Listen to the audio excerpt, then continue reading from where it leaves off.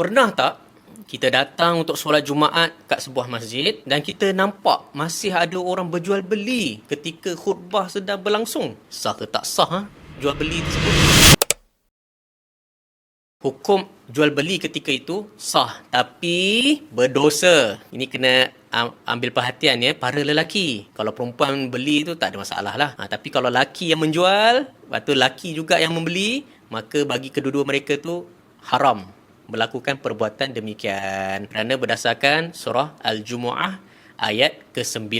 يا أيها الذين آمنوا إذا نودي للصلاة من يوم الجمعة فاسعوا إلى ذكر الله وذروا البيع ذلكم خير لكم إن كنتم تعلمون. Wahai orang-orang yang beriman, apabila diserukan azan, panggilan untuk mengerjakan sembahyang pada hari Jumaat, maka segeralah kamu pergi ke masjid untuk mengingati Allah dan tinggalkanlah jual beli. Yang demikian itu adalah amat baik bagi kamu jika kamu mengetahui hakikatnya. Jelas terang benderang ayat tersebut mengatakan tinggalkanlah jual beli apabila keadaan sekian-sekian. Jadi kita ni yang bila dah tahu hukum, kita pun sedia maklum, masjid pun dah bagi memo kepada penjual-penjual ni supaya sejak daripada azan pertama pun kena tutup kedai. Tapi ada yang masih berdegil, masih buka lagi. Jadi kita yang tahu hukum, kita boleh ambil langkah-langkah nasihat penjual tersebut. Ataupun kita boleh report kepada masjid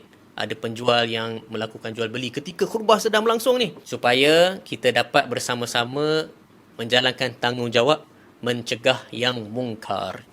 Saya Muallim Muda Izzat. Akhirat tujuan utama, dunia jangan dilupa.